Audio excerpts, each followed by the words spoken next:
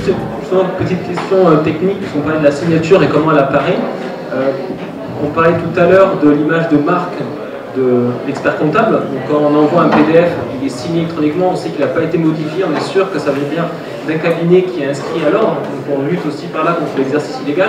Mais concrètement, ton client, quand il reçoit la plaquette, comment il fait pour être sûr de ça? Puisqu'on vient de dire que ce qui est matérialisé, c'est pas obligatoire. Les PDF signés donc, ont des métadonnées, en fait, avec un clic droit sur le document, vous avez la date, le signataire, le certificat, ce qui est vraiment le tampon. Alors j'insiste sur le fait, parce qu'on parle aussi du prix de la signature et des comparatifs. Il y a signature et signature, il faut quand même faire attention. Là on est sur une signature Norm-EIDAS avancée, alors là c'est du charabia technologique, mais ça veut dire qu'on est sur une signature qui a deux authentifications, déjà, donc le mail et le téléphone portable. La deuxième chose, c'est que vous, en tant qu'expert comptable, vous avez en plus du scanner vos papiers d'identité, et il y a une vérification de l'inscription au tableau. Donc c'est là où la signature prend toute la valeur de la signature expert comptable. Et après, ça joue dans la chaîne. Puisque quand vous faites signer un client, évidemment, ça, vous ne lui demandez pas de faire tout ça. Vous avez juste son téléphone et son portable. N'empêche que c'est vous qui êtes chargé, qui vous êtes assuré que c'est bien son téléphone portable et son mail. Donc la valeur de l'expert comptable est portée par la délégation de la signature que vous lui donnez. Donc c'est une signature plus simple, mais ça reste une signature qui a été validée à un moment donné par quelqu'un qui est inscrit à l'ordre. Donc il y a toute une chaîne de valeur autour de Je signe expert qui est sur cette signature-là et pas.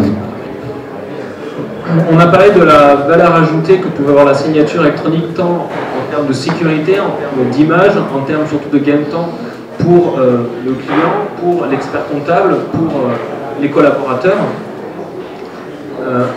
Maintenant, un des gros avantages de GTexpert.com, c'est une solution qui est soit intégrée, soit qui est en train de s'intégrer aux outils justement de production des experts comptables. Donc ma question, Pascal, c'est comment In Extenso prévoit d'intégrer cette signature dans ces outils? Alors, sur la phase de génération, en fait, donc, vous savez qu'on travaille avec le produit Ibiza, qui est un produit In Extenso, donc on va pouvoir générer donc, les documents automatiquement, et en fait on a un système de GED, en fait, et donc c'est la GED en fait qui va tout faire. On déposera un document dans la GED, comme on le fait aujourd'hui avec une destination de classement, et on le déposera, qui sera un statut assigné, donc, et comme en base de données on a les signataires, là ça automatiquement on va signer.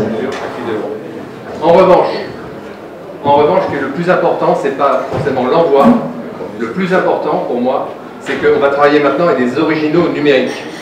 Vous savez, alors c'est terrible de parler d'In Extenso comme ça, mais partout. Dans certains cabinets, on a mis en place la signature numérique. Je reviens une semaine après, je regarde, qu'est-ce que je vois? On imprime les plaquettes et on les archive. Et attendez, on n'avait pas expliqué, c'est entièrement de ma faute. Je n'avais pas été au bout de l'explication. Non, ça n'a aucune valeur. C'est l'archivage du fichier qui a une valeur. Et donc, là où l'API devient énorme, c'est que derrière, une fois qu'il aura été signé, on ne pose pas de questions en fonction de la nature du document. Il y a un versionning, il y a le document qui était assigné, les documents signés ou refusés qui vient se mettre par-dessus. Donc, ça, cet automatisme-là, c'est quelque chose qu'on développe en ce moment, on est en plein dedans actuellement, et c'est ça qui vraiment va valider complètement le cursus.